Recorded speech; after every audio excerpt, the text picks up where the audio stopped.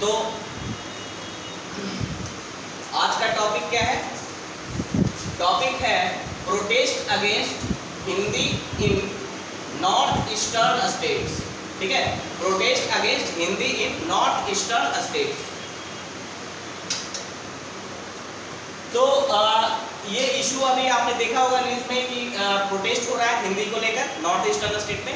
तो इस प्रोटेस्ट की क्या वजह है और हिंदी को लेकर हमारे मतलब हमारे यहाँ क्या सिस्टम है हिंदी लैंग्वेज को लेकर। ठीक है, तो वो हम यहाँ पे देखेंगे। तो सबसे पहले कि अभी आपने पढ़ा होगा कि रिसेंटली गवर्नमेंट ऑफ इंडिया ने क्या किया है, हिंदी को कंपलसरी बनाने का एक प्रोविजन लाया है कि जितने लगभग 8 नॉर्थ ईस्टर्न स्टेट्स हैं। कितने नॉर्थ ईस्टर्न स्टेट है? 8। ठीक है, 7 सिस्टर्स प्लस सिक्किम, 7 सिस्टर्स है ना, उसके अलावा सिक्किम, ये 8 नॉर्थ ईस्टर्न स्टेट्स है। वहां पे 10th क्लास तक हिंदी को कंपलसरी बनाने का एक प्रोविजन लाया गया है सेंट्रल गवर्नमेंट के द्वारा। ठीक है, और इसी के विरुद्ध में, इसी के खिलाफ ये प्रोटेस्ट स्टार्ट हुआ है नॉर्थ ईस्टर्न स्टेट में। ठीक है, तो नॉर्थ ईस्टर्न स्टेट्स और साथ ही साथ नॉर्थ ईस्टर्न के साथ साथ साउथ इंडियन स्टेट्स ने भी इस मूव को क्रिटिसाइज किया है, यानी इस कदम को गलत ठहराया है, क्रिटिसाइज किया है, आलोचना की है। ठीक है, और इन ग्रुप्स का क्या कहना है, जो नॉर्थ ईस्टर्न स्टेट्स हैं या साउथ इंडियन स्टेट है जिन्होंने क्रिटिसाइज किया है गवर्नमेंट के इस मूव को, उनका क्या कहना है कि इसके जगह पे आप क्या कीजिए, 3 लैंग्वेज पॉलिसी लेकर आइए, 3 लैंग्वेज पॉलिसी लेकर आइए इसके जगह पे, है ना। तो 3 लैंग्वेज पॉलिसी क्या था, हम आगे समझेंगे इस चीज को। English, Hindi and local language, है ना, यानी जो भी स्टडी होगी वो 3 लैंग्वेज में होगी, इंग्लिश, हिंदी और लोकल लैंग्वेज में। ठीक है, तो इसको हम आगे समझेंगे। उसके पहले हम ये देखते हैं कि नॉर्थ ईस्टर्न क्यों प्रोटेस्ट कर रहे हैं, नॉर्थ ईस्टर्न जो स्टेट्स हैं वो क्यों प्रोटेस्ट कर रहे हैं इस मूव को और उनका क्या कहना है। तो according to north eastern state, यानी नॉर्थ ईस्टर्न स्टेट का कहना है कि 6th शेड्यूल में 4 स्टेट्स यानी असम, त्रिपुरा, मेघालय और मिजोरम को प्रोटेक्ट किया गया है कि कोई भी सेंट्रल लॉ वहां पे अप्लाई नहीं होगा जब तक कि वहां का गवर्नर या राष्ट्रपति अलाउ नहीं करता। हमने पढ़ा 6th शेड्यूल का कि 6th शेड्यूल में क्या है, असम, त्रिपुरा और मेघालय और मिजोरम में क्या है, ट्राइबल एरियाज होते हैं। ठीक है, 6th शेड्यूल में क्या है, ट्राइबल एरियाज होंगे जहां पे मैक्सिमम ट्राइबल जो पॉपुलेशन होगा वो रहेगा, है ना। और वो ट्राइबल एरिया कैसा होता है, ऑटोनोमस होता है। ऑटोनोमस का मतलब उससे रिलेटेड जो भी डिसीजन होगा वो खुद लेंगे, है ना, या उनके बिहाफ पर गवर्नर या प्रेसिडेंट लेगा। सेंट्रल गवर्नमेंट का लॉ डायरेक्टली वहां पे अप्लाई नहीं हो सकता है जब तक कि गवर्नर या फिर प्रेसिडेंट उसे अलाउ ना करता हो।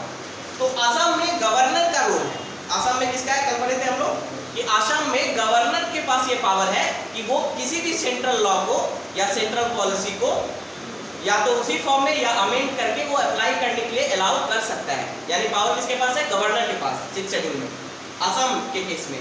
बाकी जो 3 स्टेट हैं, त्रिपुरा, मेघालय और मिजोरम के केस में पावर किसके पास है, प्रेसिडेंट के पास। कल हमने पढ़ा था कि असम के केस में ये पावर गवर्नर के पास है कि वो किसी भी सेंट्रल लॉ को या पॉलिसी को उसी फॉर्म में या अमेंड करके वहां पे लागू करने के लिए अलाउ कर सकता है, लेकिन डिसीजन कौन लेगा, गवर्नर। ठीक है, after consulting with the tribal groups. Okay, tribal administrative group, उनका एक ट्राइबल एडमिनिस्ट्रेशन होता है जो ऑटोनोमस होता है ना, तो उससे कंसल्ट करके गवर्नर वो फैसला ले सकता है आसाम के केस में। लेकिन त्रिपुरा, मेघालय और मिजोरम के केस में ये पावर प्रेसिडेंट के पास है, यानी प्रेसिडेंट अगर चाहे तो सेंट्रल लॉ या पॉलिसी को अलाउ कर सकता है या नहीं भी कर सकता है, या उसे मॉडिफाई करके अलाउ कर सकता है ना। तो इनका क्या कहना है नॉर्थ ईस्टर्न स्टेट का कि 6th शेड्यूल के अंदर जो 4 नॉर्थ ईस्टर्न स्टेट है वहां पे सेंट्रल लॉ वो 6th शेड्यूल के द्वारा प्रोटेक्टेड है and the centre would not be able to impose Hindi on the student. और सेंटर कैसे हिंदी इंपोज कर सकता है जब ये स्टेट्स, खासकर 4 स्टेट्स 6th शेड्यूल के अंदर प्रोटेक्टेड है, तो कैसे सेंटर वहां पे स्टूडेंट को बाध्य कर सकता है कि वो उन्हें हिंदी में पढ़ना है। ठीक है, तो पहला लॉजिक उनका ये है जो कि काफी जेन्युइन लगता है ना। दूसरा उनका कहना है, उनका क्या एप्रीहेंशन है, उनका डर क्या है, क्यों वो हिंदी को अपोज कर रहे हैं। उनका कहना है as per their argument, center's move will provide Hindi speakers the economic, academic and administrative aids and let them control non-Hindi speaking regions of the country in the long run. उनका कहना है कि अगर ये मूव होता है, implement होता है, यानी हिंदी को कंपलसरी बनाया जाता है 10th तक, ठीक है, तो इससे क्या होगा कि जो हिंदी स्पीकिंग लोग हैं उनको एक एज मिलेगा, है ना, उनको एक एज मिलेगा, इकोनॉमिक, एकेडमिक और एडमिनिस्ट्रेटिव एज मिलेगा। क्यों ऐसा बोल रहे हैं वो? क्योंकि नॉर्थ ईस्टर्न ऐसा माना जाता है कि थोड़ा सा डेवलपमेंट में पीछे है, वो हमारे मेन स्ट्रीम के साथ डेवलपमेंट में एक जैसा नहीं है, ठीक है। तो अगर इनको हम वहाँ पे हिंदी को ज़्यादा हम प्रमोट करते हैं उस स्टेट में, तो हिंदी स्पीकिंग जो पहले से थोड़ा सा डेवलपमेंटल लेवल में आगे हैं उनसे, तो वो एज ले सकते हैं, है ना, इनका कहना है। और लॉन्ग रन में क्या होगा, जो हिंदी स्पीकिंग है वही पूरे कंट्री पे कंट्रोल करेंगे हिंदी स्पीकिंग, ठीक है। तो ये इनकी लॉजिक है, इनका लॉजिक है। अब यहाँ पे इंपॉर्टेंट क्या है, जैसा कि आपने ऊपर देखा कि इन्होंने जो नॉर्थ ईस्टर्न स्टेट है और साउथर्न स्टेट है, उन्होंने क्या रिकमेंड किया है कि इससे अच्छा है कि आप 3 लैंग्वेज पॉलिसी को अप्लाई कर दें, है ना। हिंदी को कंपलसरी बनाने से अच्छा है कि आप 3 लैंग्वेज पॉलिसी को अप्लाई करें। तो यहाँ पे इंपॉर्टेंट हो जाता है कि 3 लैंग्वेज पॉलिसी क्या है ना। तो 3 लैंग्वेज फॉर्मूला जो लाया गया था वो कोठारी कमीशन के द्वारा दिया गया था 1968 में, ठीक है। 1968 में कोठारी कमीशन बनाया गया था लैंग्वेज पे कि क्या लैंग्वेज होना चाहिए इंडिया में, जिससे हम इंडिया की यूनिटी को इंश्योर कर सकें और जो साउथ और नॉर्थ का जो गैप है उसको फिल कर सकें। तो उसके लिए कोठारी कमीशन बैठाई गई थी। कोठारी कमीशन ने एक फार्मूला दिया था, वो फार्मूला था 3 लैंग्वेज फार्मूला, ठीक है। उसमें ये कहा गया था कि प्राइमरी लेवल पे यानी अप टू 5th क्लास आप मदर टंग में पढ़ाएं, ठीक है, जो रीजनल लैंग्वेज है वो पढ़ाएं, है ना।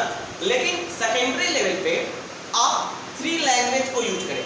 3 लैंग्वेज में आपका पहला लैंग्वेज होना चाहिए जो मदर टंग है ना।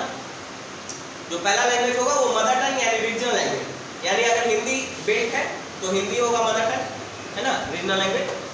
दूसरा जो होना चाहिए, दूसरा जो लैंग्वेज होना चाहिए हिंदी स्पीकिंग में, हिंदी स्पीकिंग क्षेत्र में दूसरा जो लैंग्वेज होना चाहिए वो होना चाहिए इंग्लिश या फिर कोई भी अदर मॉडर्न इंडियन लैंग्वेज, ठीक है।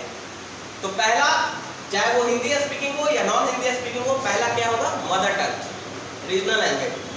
दूसरा जो लैंग्वेज होना चाहिए वो हिंदी स्पीकिंग में क्या होना चाहिए, इंग्लिश और अदर मॉडर्न लैंग्वेज, है ना। अदर मॉडर्न इंडियन लैंग्वेज में कोई भी लैंग्वेज आ सकता है, ठीक है। अदर मॉडर्न इंडियन लैंग्वेज में कोई भी लैंग्वेज आ सकता है, उड़िया भी आ सकता है, असामीज या साउथ के लैंग्वेज आ सकते हैं, तेलुगु, तमिल, है ना, कोई भी लैंग्वेज आ सकता है। और हिंदी स्पीकिंग में जो तीसरा लैंग्वेज होना चाहिए वो क्या होना चाहिए, इंग्लिश या अदर मॉडर्न लैंग्वेज। यानी कोई हिंदी स्पीकिंग स्टेट है, उसका पहला लैंग्वेज क्या होगा, जो मदर टंग है, रीजनल लैंग्वेज। दूसरा अगर उसने इंग्लिश को चूज किया है तो तीसरा क्या होगा, कोई भी मॉडर्न लैंग्वेज, है ना। या फिर दूसरा और तीसरा दोनों कोई भी मॉडर्न लैंग्वेज चूज कर सकता है हिंदी स्पीकिंग, ठीक है। तो